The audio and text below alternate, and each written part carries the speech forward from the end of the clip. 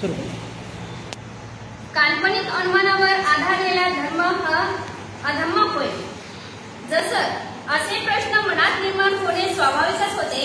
जसे मी गतयुगात होतो काय, मी गतयुगात नव्हतो काय, मी तेव्हा काय होतो, मी काय होऊन नंतर काय झालो, मी भविष्य काळातही असेल काय, मी भविष्य काळात नसेल काय, मी तेव्हा कोण असेल, मी तेव्हा काय असेल, मी काय होणार, अथवा आजच्या आपल्या वर्तमानासंबंधी शांसक होऊन विचारतील असेल मी आहे काय, मी नाही काय, मी काय आहे, मी कसा आहे, हा प्राणी कोठून आला, तो कोठे जाणार.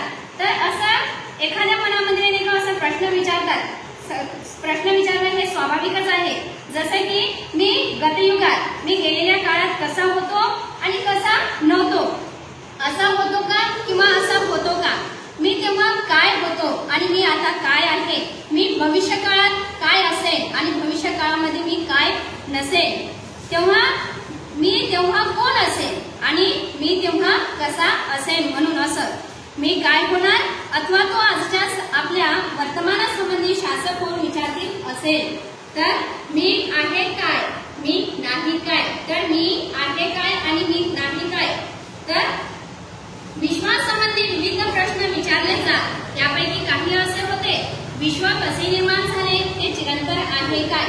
विश्वासंबंधी असं वेगवेगळ्या प्रकारचे प्रश्न विचारले जात होते आणि त्यामध्ये असं होतं की विश्व कसं निर्माण झालं आणि विश्व हे चिरंतर काळापर्यंत राहू शकते काय. म्हणून पहिल्या प्रश्नाच्या उत्तरादाखल काही असे म्हणत की विश्व ब्रह्माने निर्माण केले, दुसरे काही म्हणत की ते प्रजापतीने निर्माण केलेले आहे.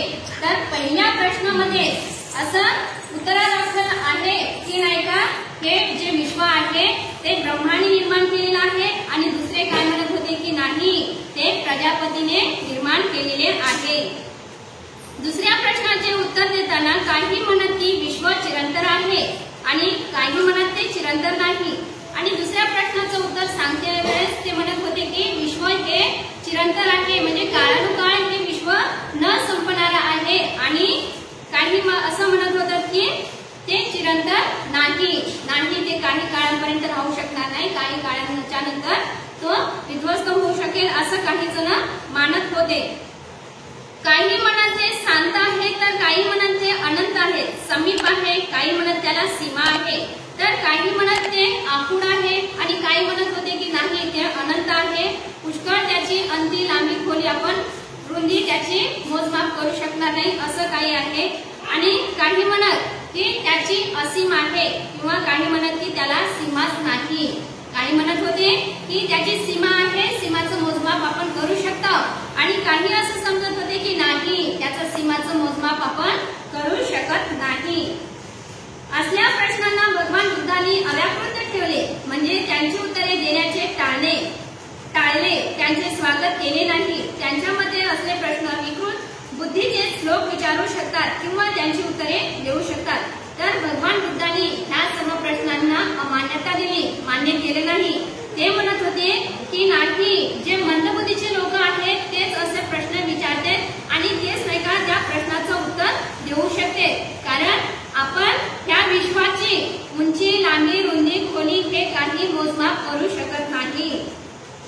कारण अशा प्रकारच्या प्रश्नांची उत्तरे देणाऱ्यांच्या किंवा देऊ शकणाऱ्यांच्या ठिकाणी सर्वज्ञता असली पाहिजे आणि ती कोणाच्याही ठिकाणी नाही. तर असे वेगवेगळे जे प्रश्न विचारले गेले त्या प्रश्नाचं उत्तर देण्यासाठी तो माणूस असा सर्वज्ञ म्हणजे सर्व दृष्टीमध्ये पारंगत असला पाहिजे. आणि असं जर कोणी नाही का ठरवलं तर त्याला ह्या सर्व प्रश्नांची उत्तरे सर्व देता आली पाहिजे. ते म्हणत असत, या प्रश्नांची उत्तरे देण्या इतका मी सर्वज्ञ नाही. कोणीही असा दावा करू शकत नाही की जे काही आपण जाणू इच्छितो ते सर्व काही तो जाणतो. जे काही जाणण्याजोगे आहे ते आपण जाणतो किंवा एका विशिष्ट वेळी जे जाणण्याची आपण इच्छा करतो ते सर्व ज्ञान त्यावेळी आपल्याकडे अवगत असे नाही. नेहमी काहीतरी अज्ञातच राहते. तर असे जर प्रश्न विचारले गेले तर काही प्रश्नाचं आपण उत्तर देऊ शकतो आणि काही प्रश्नाचं उत्तर आपल्याजवळ राहत नाही.